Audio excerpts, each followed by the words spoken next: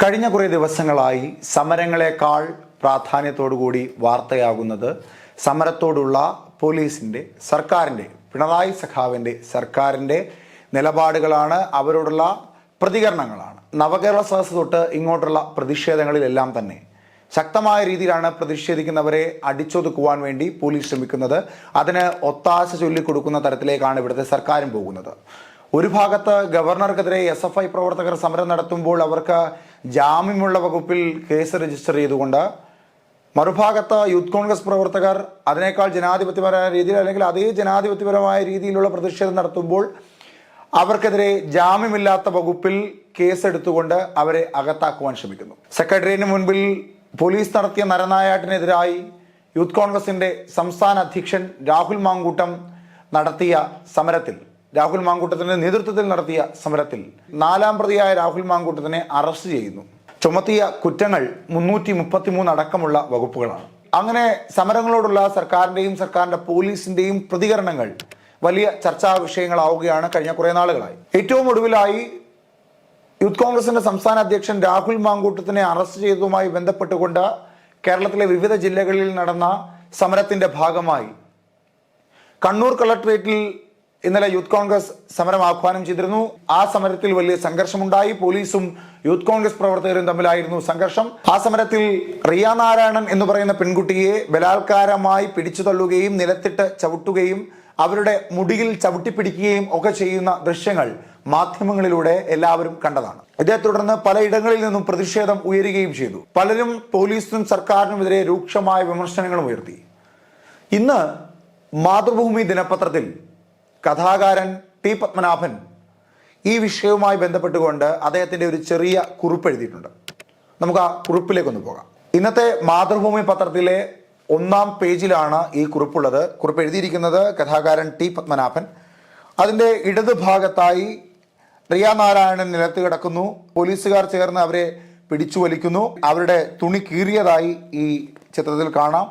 മുടിയിൽ ചവിട്ടിപ്പിടിക്കുന്നത് വളരെ വ്യക്തമായി മറ്റൊരു ചിത്രത്തിലൂടെയും കാട്ടിയിട്ടുണ്ട്. അവിടെയും തുണി കീറിയിരിക്കുന്നതായി കാണാൻ സാധിക്കും. റിയയുടെ മുടി എന്ന തലക്കെട്ടോടു കൂടിയാണ് ടി പത്മനാഭൻ എന്ന കഥാകാരൻ ചില ഓർമ്മപ്പെടുത്തലുകൾ പോലെ എഴുതിയിരിക്കുന്നത്. പത്മനാഭൻ പറയുന്നത് ഇങ്ങനെയാണ്: യൂത്ത് കോൺഗ്രസിന്റെ പ്രതിഷേധ പ്രകടനത്തിൽ വ്യാഴാഴ്ച കണ്ണൂരിൽ ഒരു ദുരന്തമുണ്ടായി.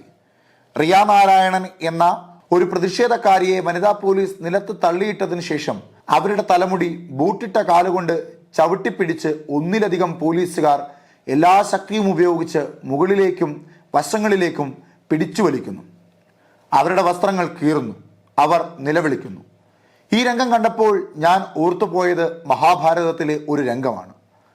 രജസ്വലയും നിരാലംബയുമായ പാഞ്ചാലിയെ ദുശാസനൻ വലിച്ചിഴച്ച് രാജസഭയിലേക്ക് കൊണ്ടുവരുന്നു.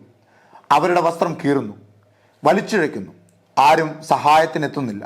അന്ന് അപമാനിതയായ പാഞ്ചാലി ഒരു ശപഥം ചെയ്യുകയുണ്ടായി: കുരുവംശത്തിന്റെ നാശത്തിന് ശേഷമേ എന്റെ അഴിഞ്ഞ ഈ മുടി ഞാൻ കെട്ടുകയുള്ളൂ. പിന്നീടുണ്ടായത് എന്താണെന്ന് നമുക്കെല്ലാവർക്കും അറിയാം. ആരെയും വിമർശിക്കാനല്ല ഞാൻ ഇത് എഴുതുന്നത്. വനിതാ കമ്മീഷൻ ചെയർപേഴ്സണെയോ പോലീസിന്റെ തലപ്പത്തുള്ളവരെയോ ഒന്നും.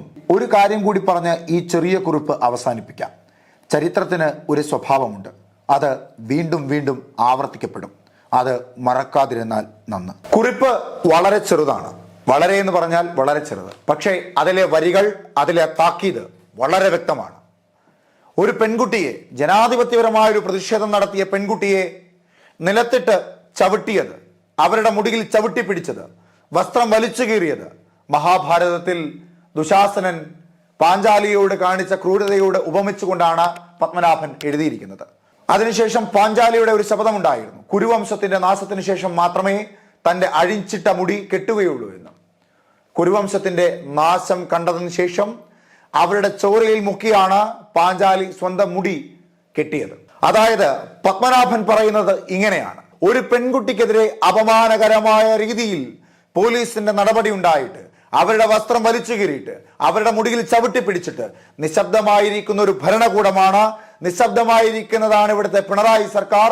എന്തു തന്നെ സംഭവിച്ചാലും തനിക്കെതിരെ ശബ്ദമുയർത്തുന്നവരെ അടിച്ചൊതുക്കുക എന്ന നിലപാടാണ് ഇവിടെ സർക്കാർ സ്വീകരിക്കുന്നത് എന്നതടക്കമുള്ള ശക്തമായ പ്രതിഷേധമാണ് ഇവിടെ പത്മനാഭൻ ഉയർത്തിയിരിക്കുന്നത്.